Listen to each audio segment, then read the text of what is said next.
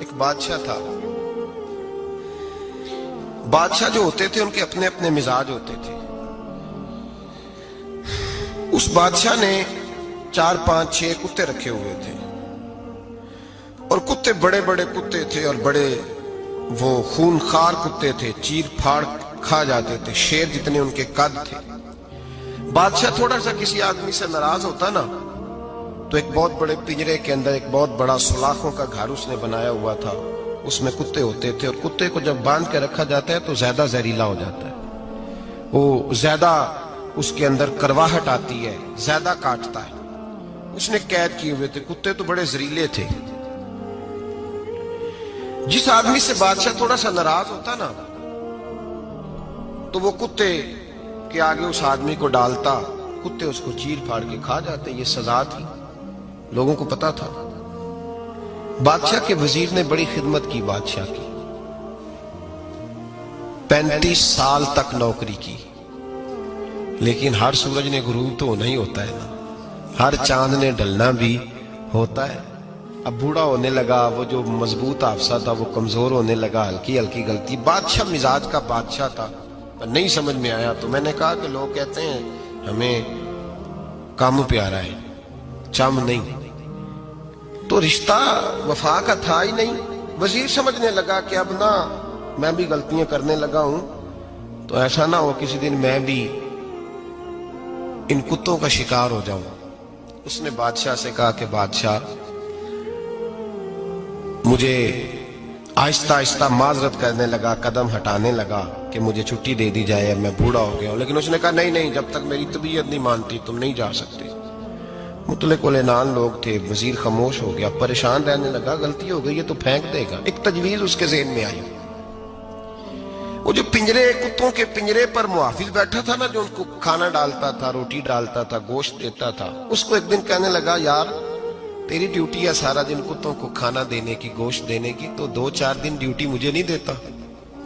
تو لے لے, میں تو پہلے پریشان ہوں, سارا دن ان کی دیکھ بھال کرتا ہوں. اس نے کچھ تھوڑا سا گوشت لیا, پنجرے کے باہر کھڑے ہو کے کتوں کو ڈالا. اگلے دن تھوڑی روٹیاں لے آیا, کتوں کو ڈالی. 2 4 دن, ہفتہ, مہینہ, سال بھر, جتنا اس کو موقع ملا وہ دن بھر خدمت کرتا. بس وقت ایک دن آ گیا, بادشاہ کو کوئی بات اچھی نہ لگی. اس نے کہا اس بڈھے کو اٹھاؤ اور ڈالو کتوں کے پنجرے میں. ساری زندگی یہاں رہا, اسے ابھی تک نہیں پتا چلا میرے مزاج کا. جب اٹھا کے پنجرے میں ڈالا نا تو بجائے اس کے کہ کتے اسے کاٹ کھاتے, وہ اس کے پیر چومنے لگے. وہ پیر چومنے لگے, ہاتھ چومنے لگے, چاٹنے لگے. تو بادشاہ اب سامنے کھڑا تھا نظارہ دیکھنے کو کہ چیر پھاڑ کرتے تو خوش ہوا کرتا تھا, خونخوار درندے جیسی اس کی طبیعت ہو گئی. جب دیکھا پیار کر رہے ہیں تو بادشاہ وزیر سے کہنے لگا یہ کیا ہے؟ تو وزیر رو پڑا, کہنے لگا تو سیاستدان تھا تو میں بھی سیاستدان تھا, ساری زندگی سیاست کی لیکن دنیا داروں کے ساتھ رہا تو انجام یہ ہوا کہ مجھے اس پنجرے میں ڈال دیا گیا. دیکھ تو بہت بڑا سیانہ تھا اور میں بھی سمجھدار تھا, وزیر رہا, لیکن ہمارا روح کا رشتہ نہ بن سکا. ارے ہم سے تو یہ کتے ہی اچھے نکلے. تیری 40 35 سال خدمت کی تو نے کتوں کے آگے ڈال دیا.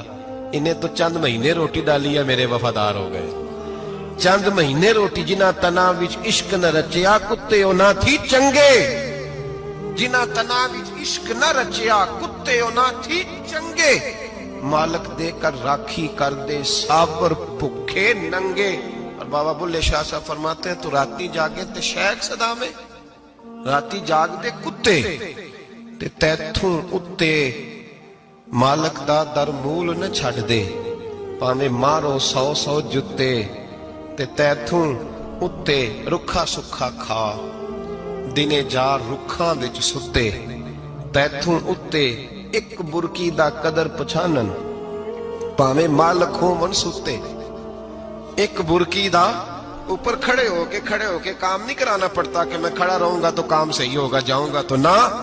ایک برکی دا قدر پچھانن پاویں مالک ہو من ستے. پھر اپنے آپ کو مخاطب کیا, کہنے لگے اٹھ بلیا چل یار منا لے نہیں تے بازی لے گئے.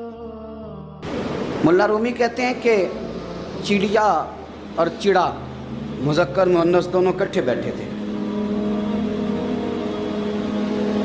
तो एक बंदा आ गया सूफी, मेरी तरह पगड़ी शकड़ी बांधी हुई, जुब्बे कुब्बे में लगा हुआ। ये जितने फितने आज आपको नज़र आ रहे हैं ना, ये जुब्बों के पीछे निकलते हैं सारे। आवाम बेचारी को तो पता ही नहीं था कि यहाँ भी उलझना है। इन्होंने पकड़ के चक्कर चला दिए। कभी कोई कहानी सुनाते हैं तो कभी कोई कहानी सुनाते हैं, कभी नहीं। और मैं शिकवा करने लगा हूँ, मुझे कर लेने दो। क्या तुमने कभी मईशत पर भी तकरीर की है? हुजूर ने मईशत नहीं दी? क्या तुमने कभी कौम को मुआशरत भी सिखाई है? ये भी तुमने बताया है कि जीना मरना कैसे है? वहाँ उलझाते हो जहाँ नौजवान कहते हैं कि यार तय कुछ नहीं हुआ आपके दरमियान अभी तक। जो कहानी सुना रहा था वो भी बड़े जज्बात में था, रो रहा था। जो रद्द कर रहा था वो भी जज्बात में था, रो रहा था। तो हम किधर जाएं? आपने कौम को किस दोराहे पे खड़ा कर दिया? शिकवा करने लगा हूँ। वो चिड़ा और चिड़ी दोनों बैठे थे। एक बंदा सूफी साफी आ गया, बड़ा जनाब, जुब्बा कुब्बा, बड़ी बात। तो चिड़िया चिड़े से कहने लगी उड़ जाएं, ये शिकारी ना हो। तो चिड़ा कहने लगा नहीं, शिकारियों का लिबास और होता है, ये तो दरवेशों का लिबास है, रहने दो, बैठे रहते हैं। उसने बड़ा समझाया चिड़िया ने, पर चिड़िया की बात मानता भी कोई नहीं ना। कभी कभी मान जाए करे फ़ायदा होता है। अब चिड़िया की माने कौन? चिड़िया को तो लोग छोटा जानते हैं। तो वो चिड़ा बैठा रहा, पर वो बंदा आया। आए हाय, आप यकीन करें, लोग मेरे पास आते हैं तो वली समझ के आते हैं। वो जो मेरे पास वली समझ के, दरवेश समझ के आया, उसे सवाब मिल गया। लेकिन अगर मैंने धोखा किया तो क़यामत में मेरी सज़ा बढ़ जाएगी। मुझसे मेरा रब पूछ लेगा, वो तो ठीक था, वो तो तेरी पगड़ी दाढ़ी देख के आया था, तू अपनी बात बता, तेरे अंदर क्या था? तो वो करीब आया ना, वो सूफी दरवेश, इल्ला माशाअल्लाह, उसने ना गुलेल पीछे छुपाई हुई थी। उसने गुलेल निकाली और मारी और चिड़ा मर गया। चिड़िया बड़ी परेशान हुई। उसने जाके बादशाह को शिकायत की, जंगल के बादशाह को, शेर को। शेर ने कहा तू फिक्र न कर, बंदा पकड़ लेते हैं। बंदा पकड़ लिया, गिरफ्तार कर लिया, सामने आ गया। तो चिड़िया कहने लगी, शेर कहने लगा चिड़िया से कि अब ना पकड़ तो हमने लिया है, सज़ा हमने नहीं देनी। अगर ये बात आपकी समझ में आ गई ना, मसला सिर्फ लीडरों का नहीं, कारकुन भी बड़े ख़तरनाक हैं। नाराज़ हो गए हो? मसला मुरीदों का नहीं, ये पीरों का नहीं, सिर्फ ये मुरीद भी नहीं कहीं हिलने देते। ये भी नई से नई कहानी रोज़ बना के लाते हैं और आके सुनाते हैं। सुनो, वो चिड़िया से कहने लगे, बादशाह सलामत शेर साहब कहने लगे कि सज़ा तेरी मर्जी की देनी है, तू बता क्या सज़ा दे। तो चिड़िया रो पड़ी, कहने लगी बादशाह इसे सज़ा कोई नहीं देनी, एक बस हुक्म देना है। उसे कहा वो क्या? तो वो कहने लगी इसे हुक्म करें, अगर इसने शिकार करना है तो लिबास भी शिकारियों वाला पहने। इसने लिबास सूफियों वाला पहनना है और अंदर से शिकारी है। बस इसे हुक्म करते हैं कि इसने शिकार करना है तो लिबास भी, अल्लाह करे आपकी समझ में बात आए। और सियासतदान, तूने लिबास पहन लिया है, खिदमतकार है तू शिकारी। और ब्यूरोक्रेट, ओ ताजर, तूने लिबास पहन लिया है, खिदमतकार, तू शिकारी है। ओ बहुत बड़ी जगह पे बैठे हुए अफसर, तूने लिबास पहन लिया है एक बहुत बड़े अफसर का, एक महकमे को संभालने का, और अंदर से तू रिश्वत खाता है, शिकारी है। और दरवेश साहब, मौलवी साहब और बड़े काम में लूटने के लिए दरवेश बन के तो ना लूट। आपकी तबीयत के अंदर दौलत से बेजारी, हजरत अबू दरदा, हजरत अबू मूसा अशरी, हजरत अबू हुरैरा रदी अल्लाह ताला अन्हु, ये समझ ले उनके क्लास फेलो थे, उनके साथ पढ़ा था इन्होंने। हजरत अबू ज़र गिफ़ारी इन पर भी जलाल करते। आप यकीन करें कि तबीयत ना ऐसे कैफ में आ गई इनको पढ़ के। इनको पढ़ा जब कुछ दिनों से, तो कुछ अनोखा, ये अनोखी वजह है, सारे जमाने से निराले हैं ये बंदे। कौन सी बस्ती के यार अब रहने वाले हैं, ये किस तरह के लोग हैं, क्या सोच है। हजरत अबू दरदा रदी अल्लाह ताला अन्हु के घर के करीब से गुजरे तो हजरत अबू दरदा मकान बना रहे थे।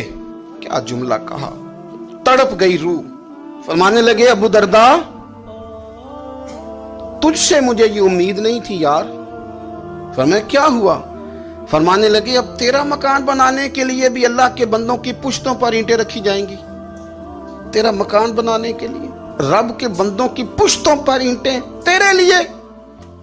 حضرت ابو درداء نے گردن جھکا لی. فرمایا یار جہاں تو ہے نا تو بالکل ہی ٹھیک کہتا ہے. کیوں؟ میرے نبی پاک صلی اللہ علیہ وسلم نے فرمایا اس زمین کے اوپر اور آسمان کے نیچے ابو ذر غفاری سے سچا بندہ کوئی نہیں, ان سے زیادہ سچا کوئی نہیں. فرمایا تو ٹھیک کہتا ہے یار, صحیح کہتا ہے. حضرت ابو موسیٰ اشعری رضی اللہ تعالیٰ عنہ کو گورنر بنا دیا گیا عراق کا. اب حضرت ابو موسیٰ اشعری صحابہ میں ایک بڑے جلیل القدر صحابی ہیں, اور ان کی عظمتیں, رفتیں, بلندیاں کیا کہنا, بڑی گہری دوستی تھی. لیکن جب وہ گورنر بن گئے نا تو آپ نے فرمایا بس بھئی اب تو نے عہدہ لے لیا ہے, یہ بندے کو ٹھیک نہیں رہنے دیتی چیزیں, اب تو عہدے میں چلا گیا. بڑی مدت کے بعد ملاقات ہوئی حضرت ابو موسیٰ اشعری کے ساتھ. وہ دوڑ کے آئے حضرت ابو ذر غفاری کے گلے ملنے, میرا بھائی میرا بھائی. فرمایا پیچھے ہٹ جا, میں نہیں تیرا بھائی, تو گورنر ہے, میں غریب آدمی ہوں, اپنا کام کر. پھر دوڑ کے آئے. فرمایا ابو ذر تو میرا بھائی ہے یار, اکٹھے پڑھتے تھے حضور. فرمایا نہیں جا, تو نہیں میرا. پھر آئے. جانتے تھے نا یہ سچا بندہ ہے, یہ سچا بندہ ہے, یہ تقریروں والا نہیں, صرف وعظوں والا نہیں, اس کے اندر بھی بڑی سچائیاں ہیں. قریب آئے, آ کے کہا یار تو میرا بھائی ہے, میرے سینے لاگ. فرمانے لگے تو تیسری بار آیا ہے, مومن ہے, میں منہ نہیں موڑ سکتا, پر پہلے مجھے بتا گورنر بننے کے بعد تو نے مکان کتنے بنائے, باغ کتنے لگائے, چکیاں کتنی لگائیں, کتنے تو نے چیزیں بنائی ہیں, پہلے بتا. تو حضرت ابو موسیٰ اشعری نے ان کا ہاتھ پکڑا, رونے لگے. کہنے لگے جس محبوب سے تو نے تربیت لی ہے میں بھی انہی کا نوکر ہوں, جن کپڑوں میں میں عراق گیا تھا میرے آج بھی وہی ہیں. یار کیا بات کرتا ہے تو, میرے وہی ہیں. مجھے بتا اگر یہ عہدے خدمت کے ہم نہیں لیں گے تو پھر کیا ظالموں کو دیں گے, غیروں کو دیں گے؟ نہ کر, کچھ نہیں بنایا. حضرت سیدنا ابو موسیٰ اشعری رضی اللہ تعالیٰ عنہ روئے, اور جب کہا نا کوئی شے نہیں میرے پاس, تو فرمایا اچھا چل آ جا, پھر سینے لگ جا, تو واقعی میرا بھائی ہے. پھر حضرت ابو ذر غفاری نے محبت فرمائی. وہ درویشی, وہ فقیری, وہ سادگی, وہ نورانیت, وہ دل کے ساتھ اندر. ہمارے تو بہت سارے لوگ ہیں جو کہتے ہو کہاں لے جانا ہے مال, کیا ضرورت ہے مال کی, ہر وقت مال کی مخالفت کرتے ہیں, لیکن دل ان کا کہتا ہے کہ آئے صحیح, کسی طریقے سے پہنچے صحیح. حضور نے فرمایا بعض لوگوں کی زبانیں شہد سے زیادہ میٹھی, دل بھیڑیے سے زیادہ خطرناک. اوپر سے کہہ کچھ رہے ہیں, اندر حالات کچھ اور ہیں. لیکن حضرت ابو ذر غفاری رضی اللہ تعالیٰ عنہ دوری دولت سے, آپ فرماتے کیوں ہیں لوگوں کے پاس مال, کس لیے اتنا مال جمع کیا ہے, کیا ساری غریبی ختم ہو گئی؟